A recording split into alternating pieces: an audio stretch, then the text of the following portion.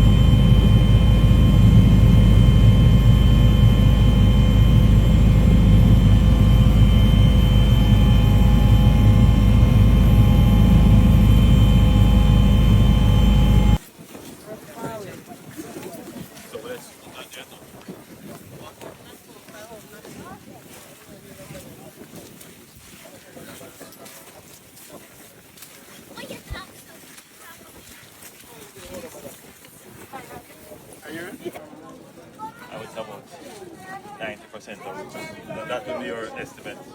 Yeah. About 90% of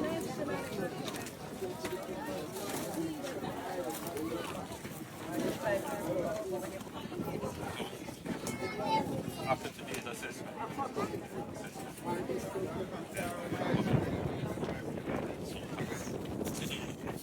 Heavy this now. Lifting this here.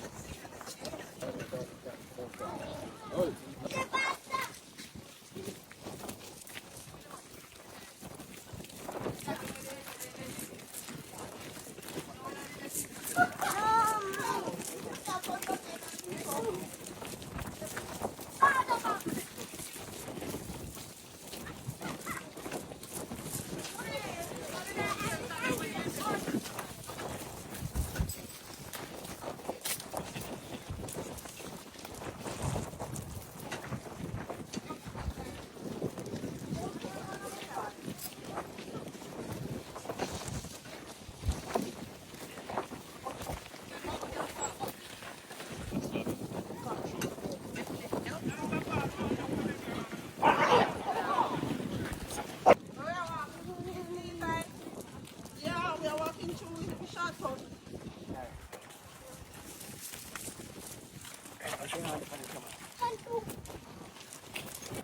This is new work. New work. Yeah, these are brand new. These are put up in bed. After bed. The poles are up. Yeah. They come up with the pole. They does up pole.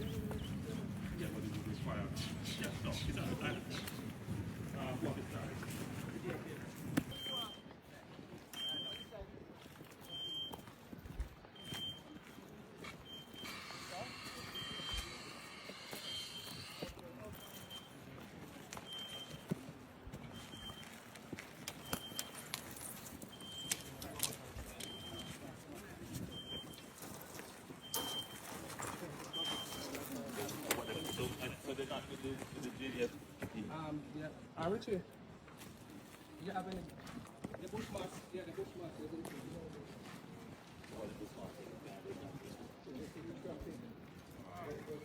Luxury. Before you reach the program. Oh, you're not bad. Jump up.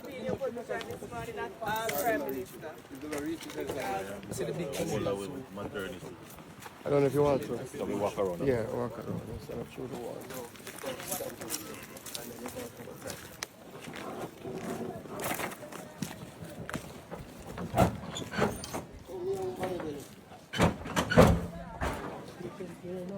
Yeah, man. And that.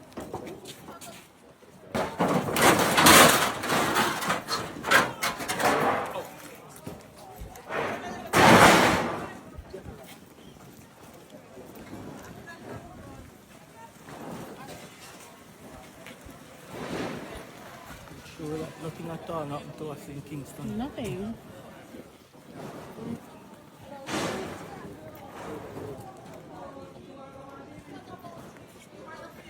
Yeah, no, I'm with it.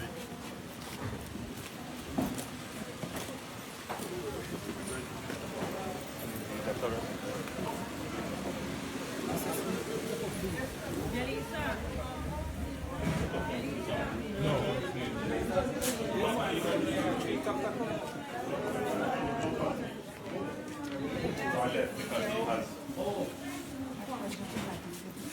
But you have passed.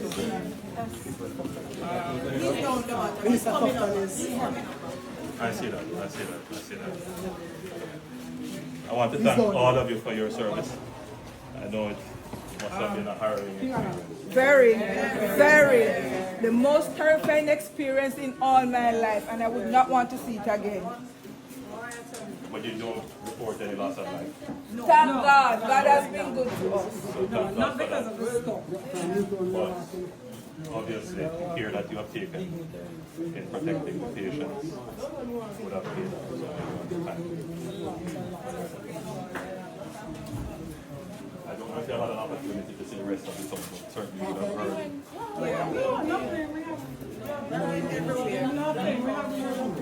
We're not sure what's going on at home. Many of us don't know what is happening to our children, our parents, because we are here.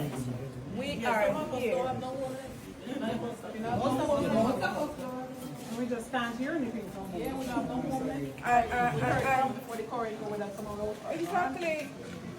I don't think none of us are competent enough to describe what happened. It is beyond imagining. We can't really imagine. At one point you would think that you have some missiles just letting go in the glass.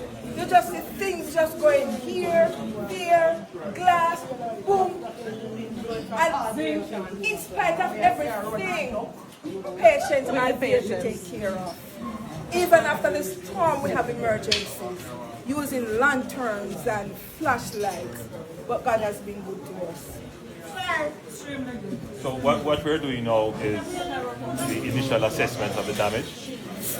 We have with us the acting Chief of Defence Staff and Brigadier Williams as well. And they are doing their assessment that will feed into ADPEN. Hopefully by tomorrow we will have cleared the routes in to Black River because they're all blocked now. There's no traffic that can come in vehicular from outside.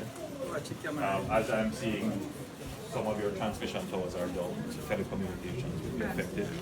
Of course, almost all of your electrical grid is down.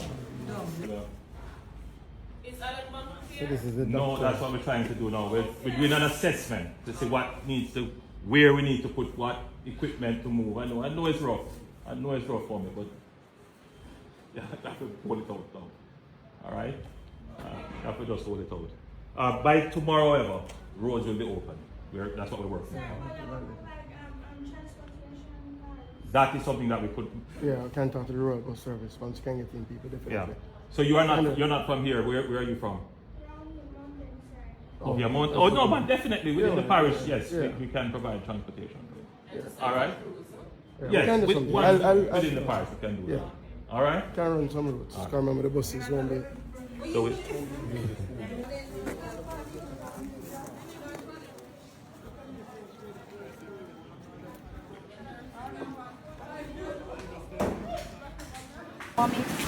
I work at the hospital here. We've been on the road for last night, so get some and stuff because the hospital mash up. We don't have nowhere. Yes, and see we are trying to get some tarpaulin to see if we can go put up on the roof. And the rain coming again. It's terrible. We went through hell last night. I didn't know we would make it up to this one, but I give God thanks. I swear and cry. And I can't get in touch with Shari, so I don't know. She can see this, Shara. Me and Omar and Ajaven is okay. We're not dead or anything. We're just trying to salvage what we can. We'll get in touch with you soon. all right.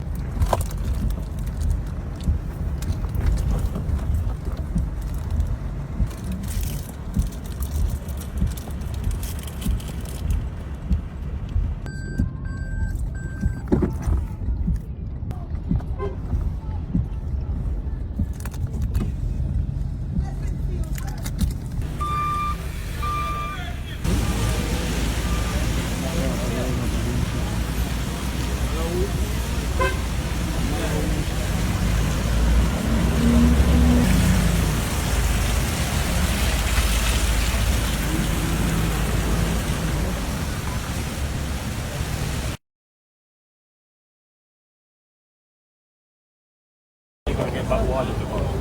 But we are in touch. Yeah, that's what we're doing. All right.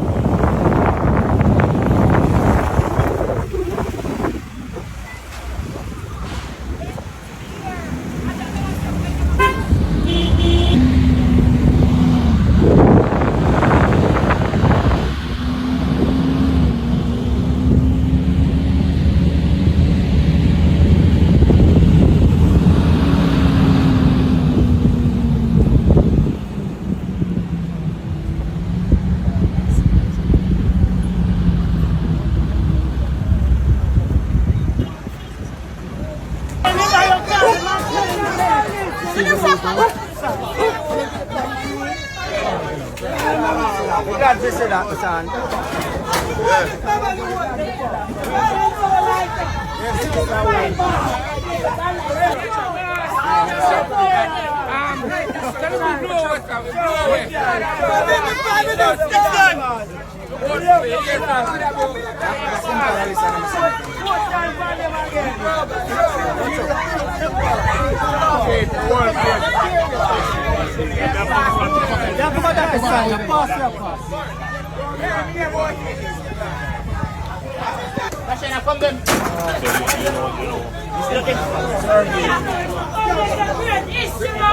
History.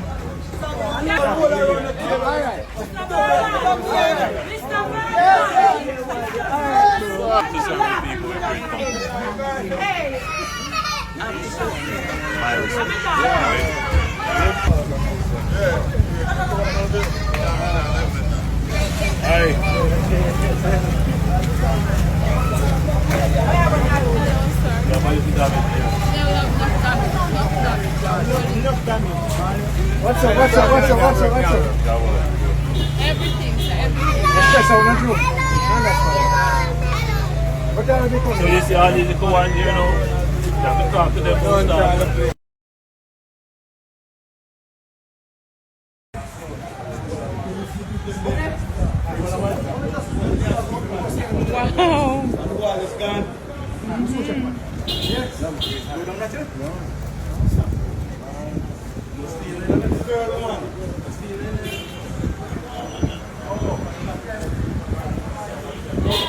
Shemano, Chief Executive Officer of MBJ Airports Limited. We are the operators of Sandstone International Airport.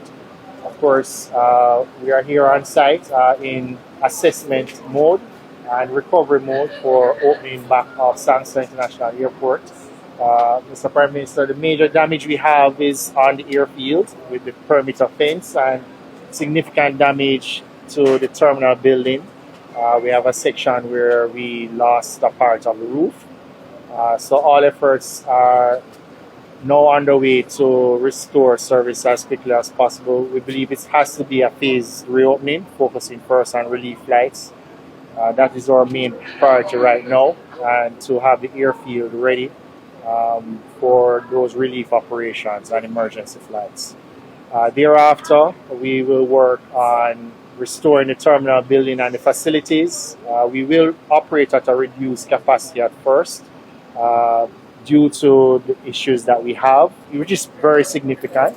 But we have a lot of resources coming in to restore service as quickly as possible. So you said that there was damage to the airfield, specifically the fencing, but the tarmac, the runway itself is intact. The tarmac is fine. Good. And your radar and your air traffic control tower? They have some challenges with the navigational aids. They're working to resolve that now. Now Manly is opening slightly ahead of schedule because they had less damage. So they're focused there, and then they'll move to Montego Bay. And hopefully we can get those online as quickly as possible. You said the terminal building was damaged. Now, you know, look, this terminal building would be about 70 years old or more.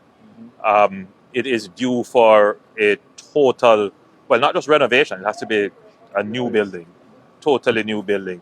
And that process has already begun.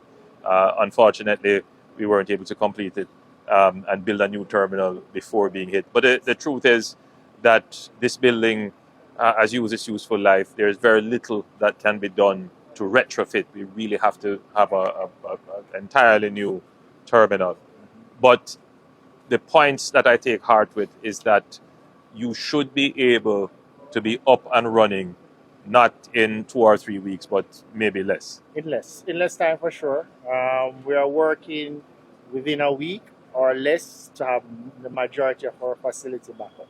Perfect, because for Montego Bay, which is the tourism capital of Jamaica, tourism is a linchpin of the economy. The airport is a critical asset to that. Absolutely. And you are saying that you can have that restored in relatively short order when considered that we were hit by a Category 5 hurricane.